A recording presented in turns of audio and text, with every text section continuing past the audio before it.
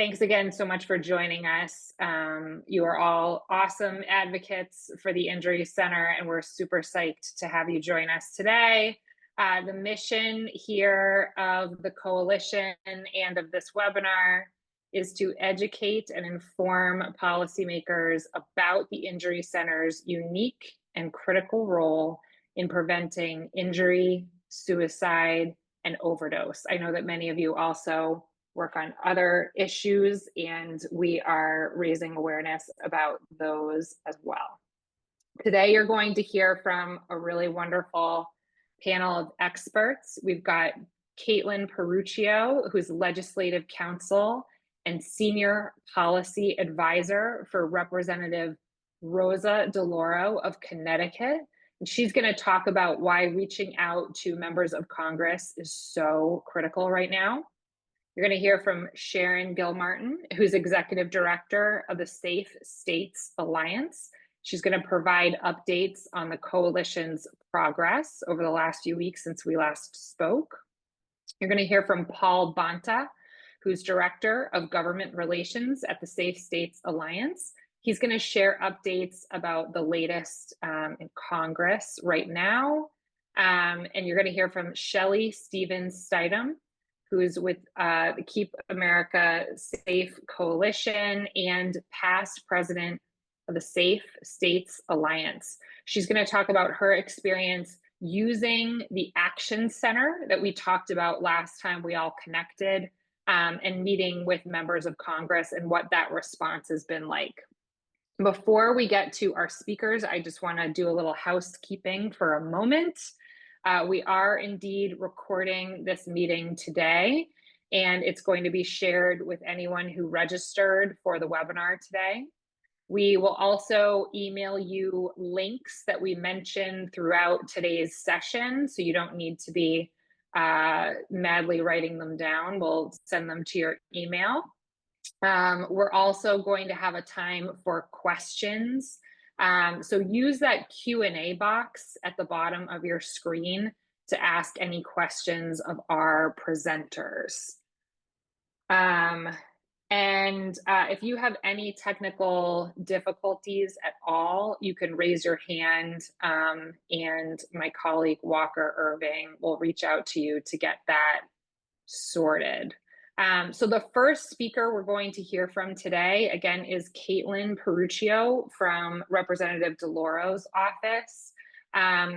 While Caitlin is speaking, if you have questions for her, she's got to hop off a little bit early. Please use the Q&A box at the bottom of your screen, and after Caitlin makes some introductory remarks, she will answer your questions. Okay, thanks, Caitlin. Take it away. Thanks so much, Liz. Thank you all so much for being here today. I'm so grateful for the invite to talk about how we can definitely use all of your help. You probably saw within the last week or so, the Trump administration put out their HHS budget, and we saw the elimination of the Injury Center, and which unfortunately is not terribly surprising. But this is where all of you come in, because as Rosa would say, you are the external pressure. And however you answered that first question in the poll about what would be the impact on your districts, now is the time to use those stories to mobilize and meet with your senators or members of Congress back home. I know the conventional wisdom is you come to DC, you lobby, and then that might be it for the year. Rosa has been really stressing it's all politics is local, and so we really need to put pressure on offices back in the districts. And I know some of you might say, but the policy people aren't there. That is okay, because these are the folks that you might run into in the grocery store or around town, that you can meet with them. And also they're on the ground, so they can hopefully come see what you all are working with. Invite them to come visit, some of the programs you're running. For so many of these members or their district teams, they might not have any idea that this money is going to their communities. So, I'm not going to say it's a perfect solution, but, more members, when they know that there is money flowing to their communities, they don't like to give that up. And so that's where we really need folks to be meeting back home. I will just say candidly, the Democrats are not the problem here, but certainly if you're in a Democratic state, we always do love to learn about what's going on. I mean, staffers like me do go back to the district and, go on site visits and take meetings. So that's always an option. But the focus is really going to be on only need a couple Republicans to join with us to say we cannot support a spending bill that eliminates these programs. And so I think you can probably think of some of those states and districts where they might be more persuasive. And so again, that's like requesting a meeting with staff back there, invite them to come see what you're doing. Write letters to the editors, write op-eds. I mean, Rosa will tell you, throw your own press conference. If they refuse to meet with you, that's a story too. When I'm home, my mom loves to watch local news and I feel like they're always looking for stories. So I mean, and this is about getting the community engaged about like what you all stand to lose. So that's kind of my quick spiel because it's I like to think relatively simple. It's about engaging back home, but happy to answer any questions.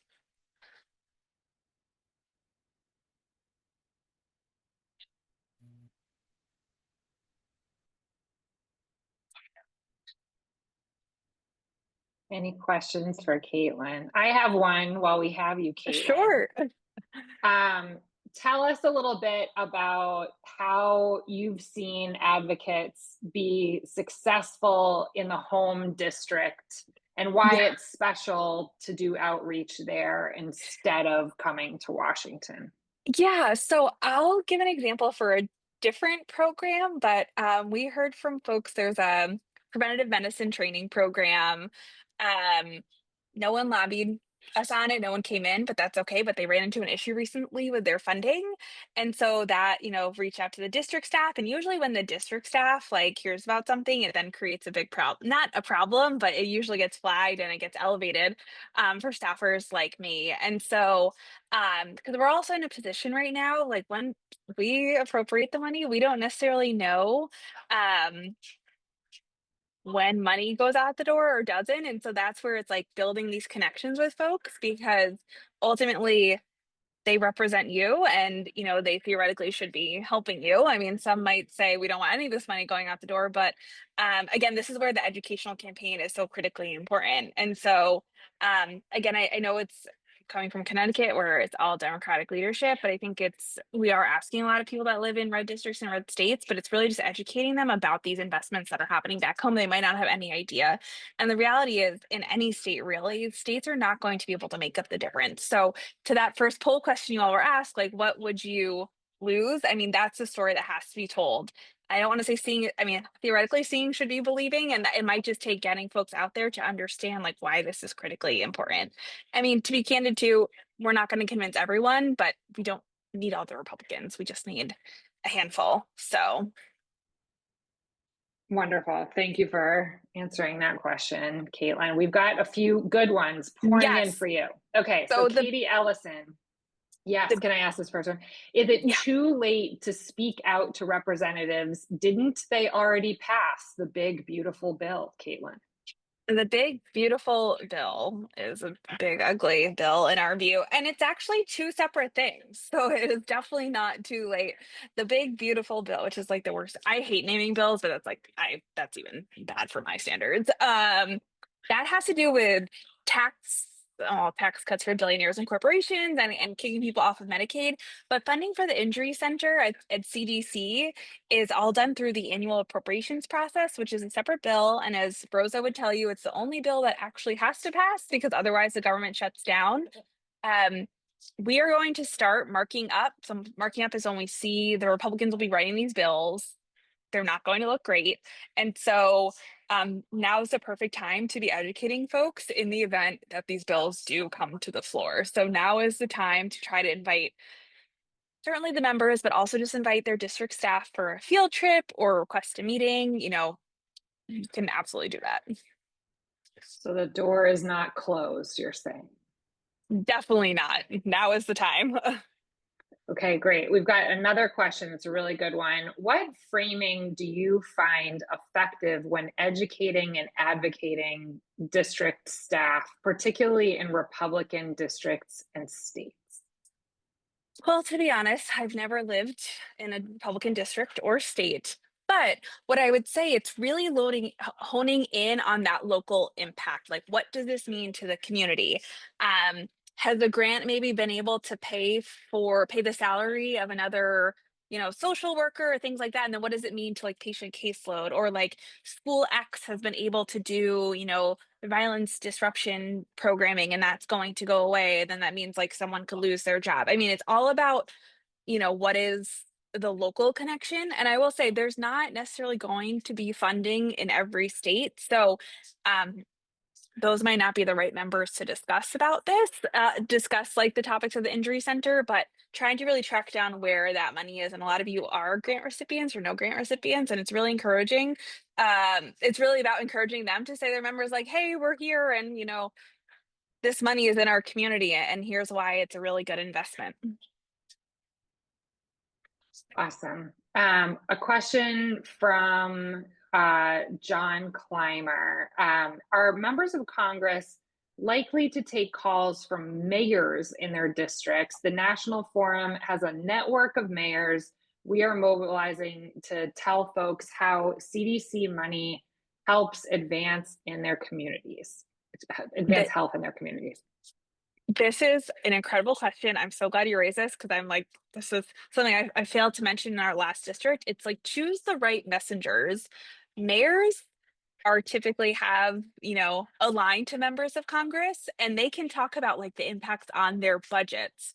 Um, you know, there's going to be some folks that, like, if it's about like save science, unfortunately, some of these members don't care about the science, unfortunately, but business leaders, mayors, to talk about like why they support these programs, and if these investments go away, what is the difference? So mayors, of course, are going to be in a bit of a bind, because a lot of their public health department is funded by the CDC, and if that money goes away, they don't want to have to raise taxes, I'm assuming. And so if the mayors are willing to actively engage with members, that would be critically important, because it's also, I think a lot of folks just don't understand how public health funding works, that CDC is pretty much a pass-through agency, and where they get the money and then it goes out the door to the states, and then the states get the money and then it goes out the door. So really educating members as to how where this funding actually ends up.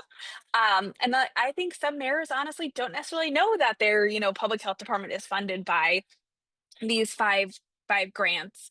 Um, and that's really important, so that they understand like where their money actually comes from, because they could say it's the state, but it's actually from the CDC. So that would be fantastic if the mayors are willing to mobilize, because with public health, we only hear about it usually when something has gone wrong, and so it's not the best like advocate for itself. But now is the time more than ever to really talk about why it matters. Well, Caitlin, I know you have to run. We have some other questions in the chat. Paul, I will be asking you some of these questions a little bit later, Paul Bonta, because I know you know some of the answers off the top of your head. Caitlin, we so appreciate you spending the time with us today. We know that you are super busy. No, thanks for having me. And I should have started off by saying thank you for all of you do on this call. It's so critically important, and don't hesitate to reach out. Okay. Thank you, Thanks Caitlin. so much. Bye. All right, for anyone else who asked a question and hasn't gotten it answered yet, don't worry, it will get answered by the end of this call. We have a few different government relations heroes on this call who can answer your questions. Okay, for now, we will hear from the wonderful Sharon Gilmartin, who is Executive Director of the Safe States Coalition. Well, thank you, Liz, and a hearty thank you to Caitlin. I think I'll speak for all of us. We appreciate her taking the time to join us on such a busy day, such a busy week, such a busy time. Like Liz said, I'm Sharon Gilmartin. I'm the Executive Director of the Safe States Alliance, and it's great to be with all of you today. For those of you who may not be familiar with us, Safe States is a national nonprofit membership organization. We're made up of more than 800 professionals nationwide, working across injury and violence prevention topics. Our members span state and local health departments, hospitals, academia, and community organizations. Safe States is also very proud to oversee the work of the Keep America Safe Coalition. I would say that our mission here is straightforward, though far from simple. That is to protect the CDC Injury Center from budget cuts or elimination. Thanks to what Caitlin shared and what many of you already know, this work is more important now than ever. So briefly, let me take a moment to update you on the progress of our campaign so far. We can go to the next slide. We have had a very strong and sustained media push, including 3 media briefings with our public health partners. It was a very exciting day for me. I had a letter to the editor published in the New York Times, and we have completed numerous one-on-one interviews with key media outlets. Most recently, as in yesterday, I published an op-ed in The Hill about the CDC Injury Center's essential role in addressing the opioid crisis and highlighting the true momentum that we're seeing in the prevention space now. So we'll drop that link to the article in the chat. But what I would share is that together, these media efforts have reached an audience of over 7.2 million people. And what I would say is, why does this matter? Because media is shaping public understanding and driving legislative attention. When we secure coverage in these trusted outlets, we're showing policymakers that their constituents care deeply about this work and that they benefit from it directly. So let's bring this to life with a specific example around overdose prevention. We can go to the next slide. Since our last update, hopefully you've seen that CDC released their new provisional data showing a 27% reduction in overdose deaths from 2023 to 2024. In sheer numbers, that's huge. When you distill it down to more than 81 lives saved every day, it becomes that much more momentous, because this isn't just a statistic. We know it's representing real families that didn't lose a loved one, communities that are finally beginning to heal. And it's a really powerful example of how consistent investment in public health works. We've seen that overdose is not an uncontrollable epidemic. It's a crisis that we can prevent with the right tools and support and, again, sustained investments. So this news presents a really great opportunity for us to educate members of Congress about the fact that overdose is not some force of nature over which we have no influence. There are very proven ways to prevent it, and the work on the ground is what's saving lives in every state. So our message to them is, now is not the time to pull back. Now is the time to double down. And so we've been using this news to keep the media spotlight focused on the CDC Injury Center. Just recently, we held a media briefing with the Big Cities Health Coalition, and that led to pretty extensive coverage we saw from CNN and Common Dreams and others. We were also able to contribute a story in Politico that highlighted the Injury Center's role in drowning prevention, which is yet another area where CDC Injury Center and then therefore colleagues and partners in the field, where the impact is both immediate and life-saving. So I'll take a pause here and we'll just do a quick poll. Are any of you currently working on drowning prevention in your communities?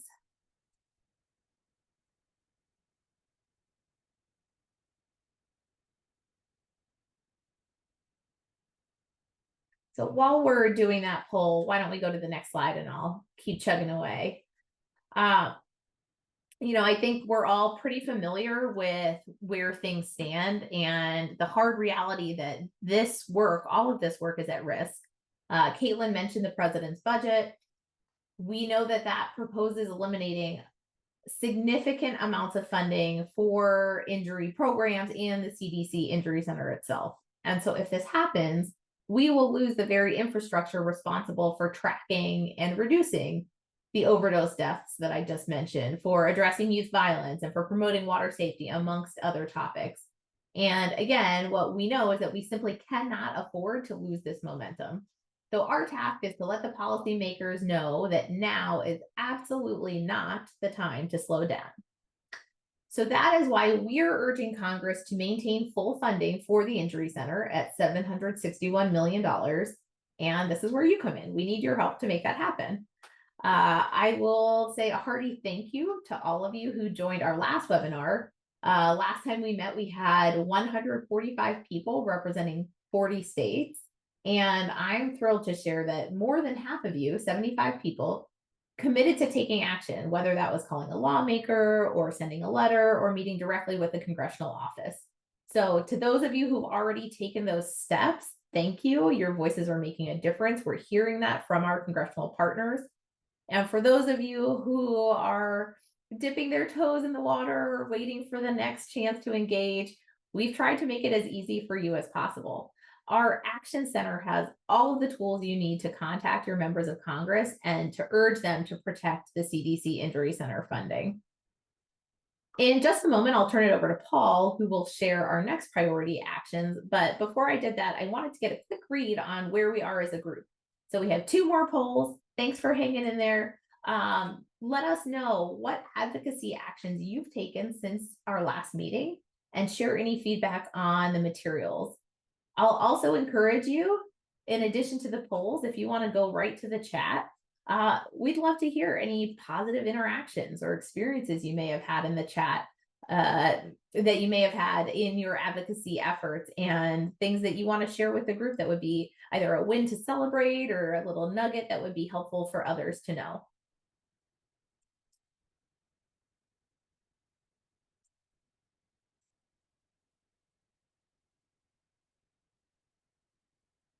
Okay, so while you're doing that, I am going to sign off here and hand things over to Paul Baca. Thank you, Sharon. It's great to be here with all of you again. Let me give you an update on where things stand on Capitol Hill and how you can help in the coming months. So now that the deadline to sign Dear Colleague letters has passed, recall that our first call last month was all about building support for these Dear Colleague letters. But now that that deadline has passed, all eyes turn to the House and Senate Appropriations Committees, where the drafting of appropriation bills will commence in the weeks and the months ahead. The appropriations bill that we are working to influence is the appropriations bill for the Departments of Labor, Health and Human Services, and Education, because that's the appropriation bill that carries CDC's budget. So as the process of drafting these bills advances, it remains critical that we do everything possible to remind lawmakers of the need to protect the CDC Injury Center from any effort to either reduce or eliminate its budget. So our collective charge is to keep the needs of the Injury Center front and center for lawmakers and their staff throughout the summer. Your continued voice and your continued engagement is the only way that we will make this happen. So we've been told that House appropriators are likely to draft their various different appropriation bills that will largely mirror the president's budget request, while Senate appropriators have committed to moving bills in a bipartisan manner. So what this means is that we're likely to see House appropriation bills come in at a much lower funding amount than what Senate appropriation bills will come in at. And so that discrepancy in the level of funding between the House bills and the Senate bills will make the final reconciliation process between both these bills exceedingly difficult, which means that we are likely to see continuing resolutions appear again once the start of the new fiscal year hits on October 1. So in order to influence the makeup of these appropriation bills, and since we know that the Senate bills are going to be more generous, we are actively targeting Republican members of the Senate Appropriations Committee, as well as the members of the Senate CDC Working Group, to ensure that the Injury Center receives its full allocation of $761 million in funding. That allows the Injury Center to continue to operate at their current funding levels. But that is going to require the continued engagement with your 2 senators, even if they're not on our target list. So how can you engage? You can make calls, you can send emails, you can send posts through social media, you can draft and submit letters to the editor in your local media outlets. You can point your friends, your coworkers, your partners to the Keep America Safe Action Center.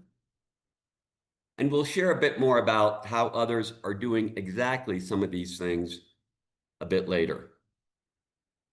And while the Injury Center works on many vital issues, for now, our congressional strategy is focused on those issues that have garnered Republican support, such as overdose and suicide prevention, veterans health, rural health, and issues that are bipartisan and relatable for families, such as drowning prevention, traumatic brain injuries, sports concussions. But again, we need everyone in this coalition, no matter what injury prevention issue you work on, whether you focus on falls prevention, traffic safety, violence, drowning, or any other area, your voice and your expertise matters.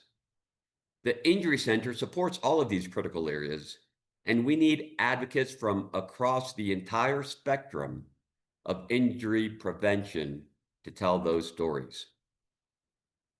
So here's the good news.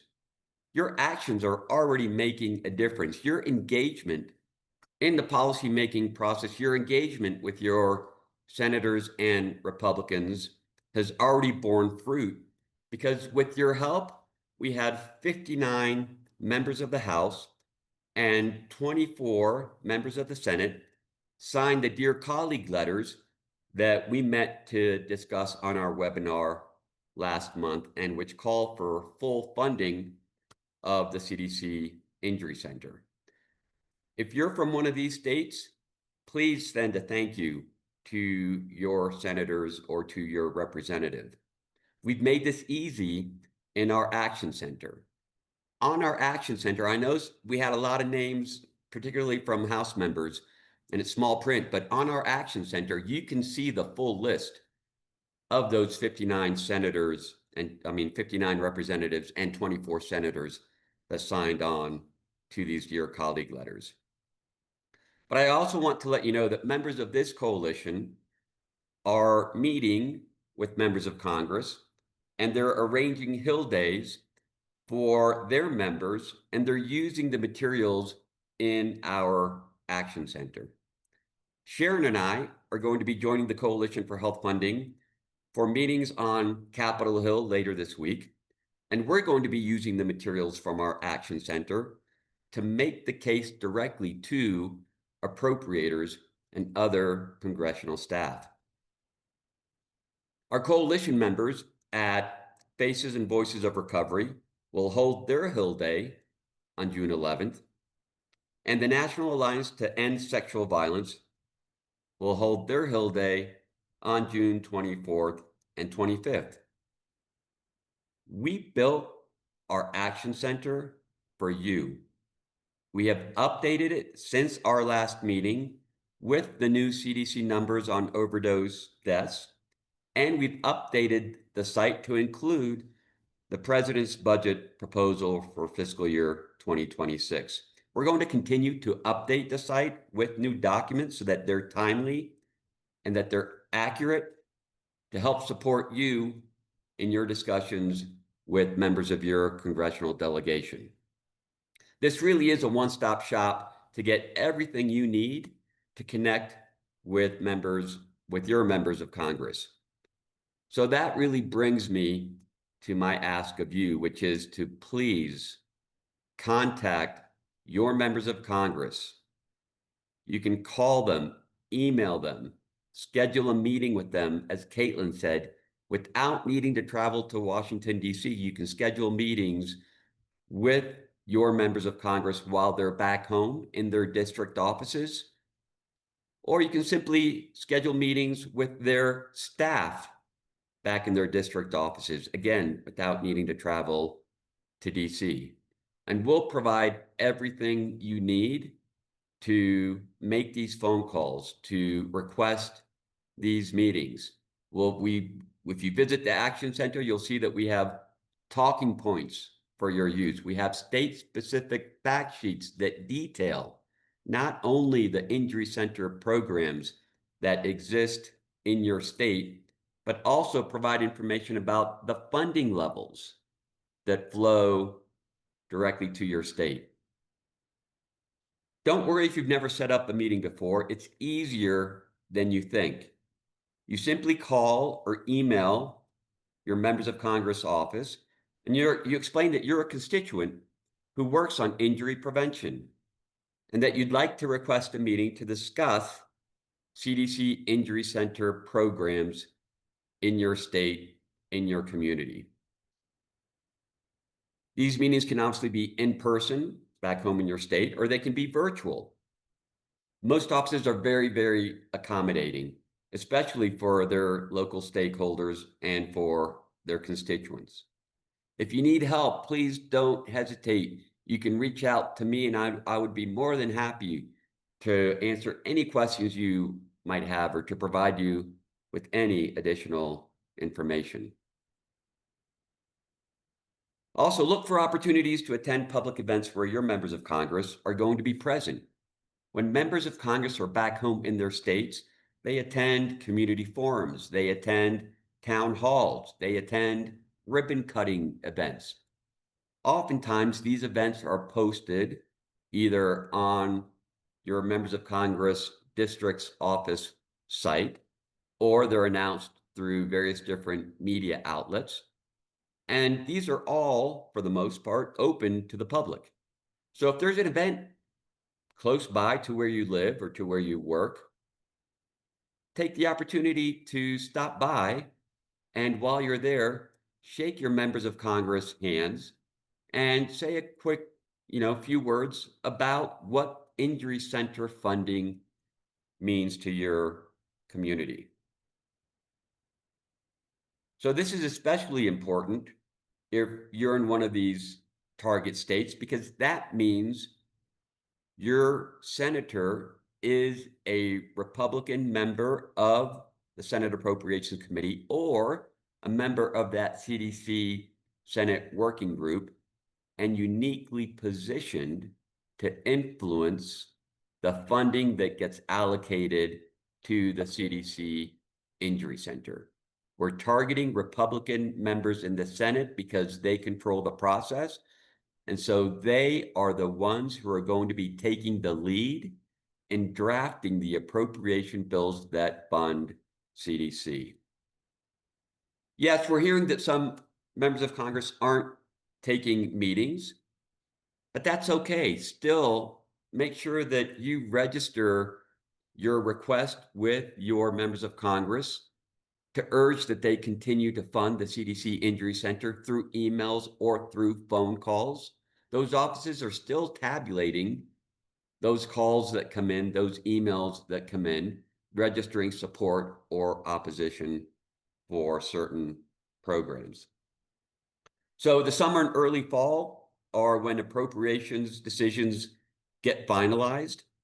So every meeting, every call, every email matters right now. This is the key time to engage. We need to keep our momentum going, and we need to keep the Injury Center, as I said, front of mind for members of Congress and their staff. If you've already met with your members of Congress, thank you. That's fantastic. Your advocacy is absolutely making a difference. But we need your help with the next step, and we encourage you to reach out and connect with your colleagues, with your neighbors, various different stakeholders that you work with, and to encourage them to do the same. We put together a toolkit that makes it easy for you to reach out to your networks. You can forward our materials, share our action center, and help multiply our voices on Capitol Hill. The more people that we have telling stories about the impacts and the value of CDC Injury Center programs, the stronger our impact will be. Remember, every contact matters, and it is critical to the momentum and to the strength of this campaign. Okay, so I've said a lot. Now it's time for me to hand it over to my colleague at Safe States, Shelley Stevens Stidman. Shelley is a past president of Safe States Alliance and is a current member of the Keep America Safe Coalition.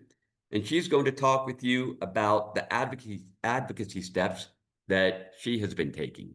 Shelley, I'll turn it over to you. Thanks, Paul. You all have heard a lot today about all the materials that Safe States has created, how easy it is to do some of this stuff. I will say that, and I think the link to our Advocacy Action Center is in the chat. I would say that the easiest thing you can do is literally click on that link, type in your zip code, and it automatically populates who your senators are, who your representative is. If you don't have more than 60 seconds, that's the easiest thing to do.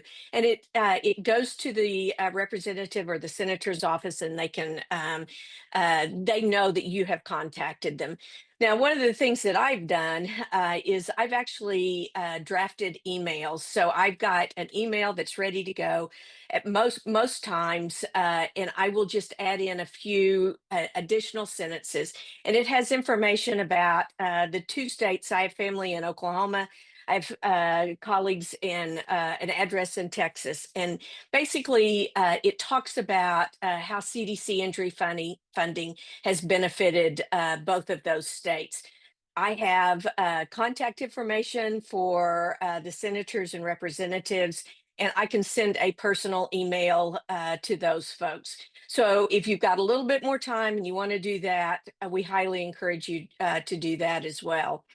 The other thing that I have done is I've drafted an op-ed that we're holding until CDC releases the next few numbers regarding their opioid deaths. I've got that ready to go. Letters to the editor probably follow less stringent requirements than an op-ed, but typically op-eds are about 600 words or less. So if you're interested in that, I think we have materials that would help you with that as well. Now, I have worked in both, my entire career has been spent mostly in either through a state health department or a government hospital. So I understand the restrictions that we often feel about being able to get engaged with policymakers and everything. I'm one of those folks who begs forgiveness later instead of asking permission. So I usually go out and try and make connections beforehand. But one of the things that I've also done is when you get to be my age, you know, a lot of retired people and people who have worked in public health that are now retired are still very passionate about public health and injury and violence prevention. So I basically organized a group in both Oklahoma and Texas of retired public health officials who are now, every time I post something on social media, they're reposting it and they're tagging our congressional members or our Senate members. So those are just some things that some grassroots efforts that you can take. Don't take a lot of time. I know that all of us at Safe States are willing to help out in any way. Feel free to track me down and email me, and I'd be happy to help draft some emails and things like that. So I am going to turn it back over to Liz. Thank you, Shelley. We appreciate you. Okay, wonderful. Right before we get to your questions, I just want to flag one more page on the website that we've built since we all last talked. One of the first things that we told you when we all first met was that stories would be really, really important to this campaign. So the numbers are absolutely crucial. And in public health, we all love numbers and data, but we've found over and over again, the evidence shows that the most successful communications combine numbers with persuasive stories. So you all, because you are tip of the spear advocates, came through, and many of you contacted us with stories or folks who knew people with stories. about injury prevention and why it's meaningful, why it works, and some of the lives that could have been saved in their community if injury prevention measures had been in place to save those lives. So we want to thank you so much. We've created a landing page that houses some of those stories. So Walker is putting that in the chat now, and we encourage you to check out some of those stories.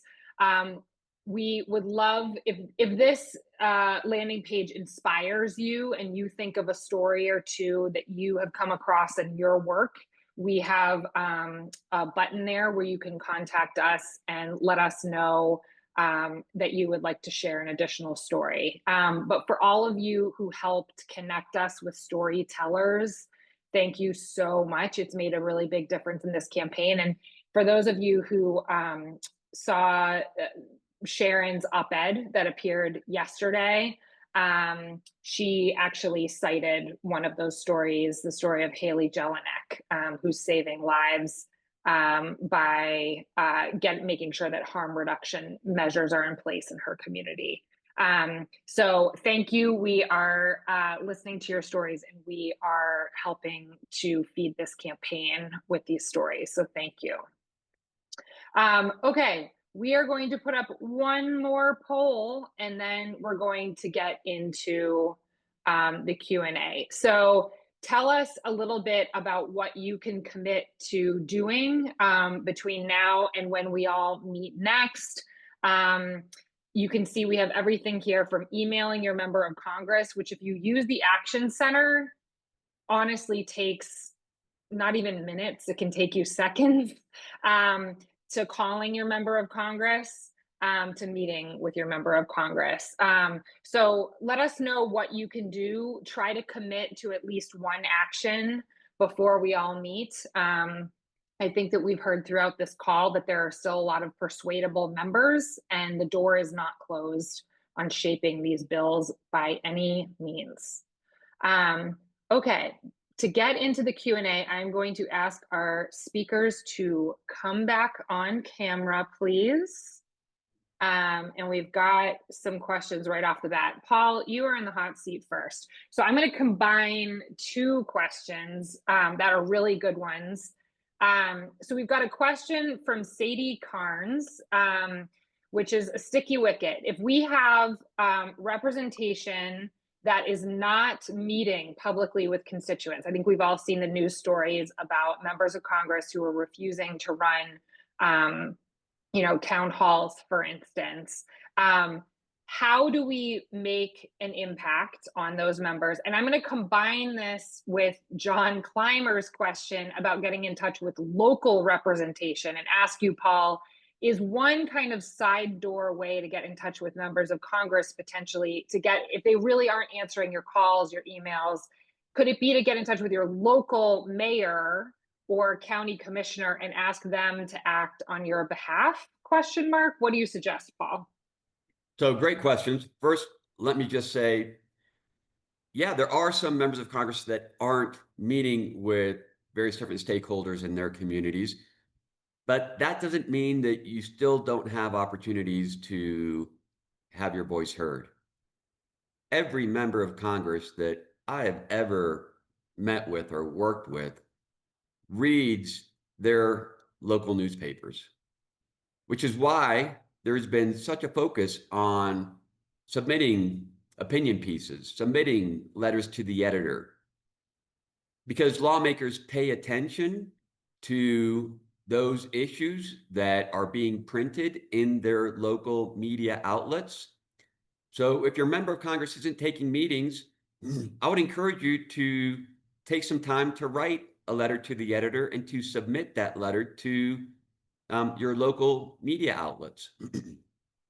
And yes, to the extent that you're able to meet or connect with local officials in your communities, be it mayors, be it state senators, state representatives, to first and foremost educate them about the value and the impact that these CDC Injury Center programs are having in your community, and then to follow up with the similar ask, which is appropriation bills are now moving through the US Congress, and our senator or our representative needs to hear from as many voices as possible from our community, urging that they work to protect this funding stream. So there are other opportunities to still have your voice heard. And yes, you can certainly work through, and as I said, part of this is educating those other local officials in your community. Great. Okay, second question from Lori Johnson. Can we find out a little bit, Paul, on perhaps on the Action Center, what is at risk in terms of funding in each state? So what's the good news is we have state-specific fact sheets on our Action Center that all of you can access.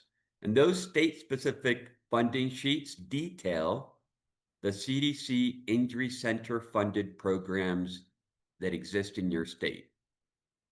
What is at risk right now is the loss of every single one of those programs. The president's budget request that was released just a short while ago proposes to eliminate all funding for the CDC Injury Center. So every single program illustrated on your state fact sheet is at risk. Okay, then we've got a couple questions about specific programs, Paul. One is on the National Violent Death Reporting System and whether that funding is at risk, to your knowledge. So let me say that what the president's budget proposal proposes is, yes, to eliminate the CDC Injury Center while shifting a small number of programs, overdose prevention, suicide prevention, the National Violent Death Reporting System. This president is proposing to shift those programs over to a new administration for a healthy America. However, what we don't know are what the proposed funding levels for each one of those programs would be.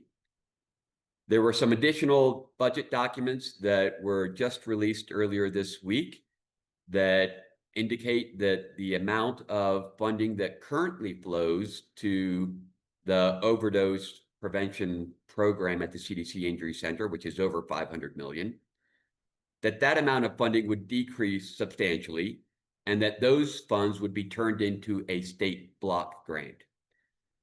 And so while the NVDRS program has been proposed to move over to this new administration for a healthy America, the only way to truly protect the entire program is to convince lawmakers that the Injury Center needs to remain fully funded in Atlanta with funding for NVDRS and the various other programs that they administer. Okay, so we've got another question. Oh, yeah, go ahead, Shay. Well, I just wanted to jump in. We're doing a good amount of conversation around appropriations bills and also simultaneously around AHA. So I just wanted to clarify that the president's budget does reference the creation of AHA, which has to happen before this budget happens. And that has to be done by Congress. Congress has to enact the creation of AHA.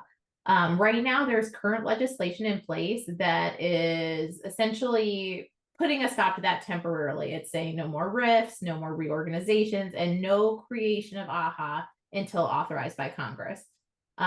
It's not currently in the big, beautiful bill that was referenced earlier. I do think it's reasonable to go under the assumption that Congress will authorize AHA at some point, but I just think that's important context as we're talking about what the budget does and does not do. Okay, next question is about sexual violence prevention and rape prevention education funding in particular. So Corey Hokinson gets in touch because she works with a lot of different folks who do crucial programming on this issue. And she is wondering what to tell them about their funds and potentially how to activate folks who may be running really critical programs on the ground. What kind of advice do we have, maybe to Corey, but also to others who could be in charge of grant funds that go to critical programming on the ground? So those sub-grantees, those other stakeholders running programs in communities on the ground are exactly the types of voices we need to bring together and we need to lift up in this campaign. So if you're working with those sub-grantees, if you're working with those other stakeholders, talk to them about the need for them to just simply educate members of their congressional delegation about the work that they do and the current risk that they're facing. We've said many times that a lot of this work is really easy. And the reason why this is easy is because what we're asking is that you simply educate your lawmakers about the work you do in your community, why that work is so critical, why it needs to continue to be funded, and what will be lost if the injury center goes away. Okay, next question. This one's for Sharon. Rebecca McCracken asks, Sharon, is the injury center involved in Wonder and Whiskers? Seeking that data is just incredibly important in Rebecca's work, and she wants to make sure that she talks about that with lawmakers if that's appropriate. Absolutely appropriate, Rebecca. Wonder and Whiskers are both operated by the CDC Injury Center. We know that a significant portion of the staff that were working on those databases were RIFed in the April 1st reductions. And so we've heard a lot of concern about what happens to those data systems that you're right. So many folks in the field rely on, ourselves included, to give us a good understanding of the burden and of trends in injury-related fatalities and non-fatal injuries. I think that's a really important thing to elevate. And in fact, that's one of the things that we keep talking about, is that is one of the most critical functions of the CDC Injury Center that cannot be replaced when we talk about a potential move to AHA or a consolidation with others.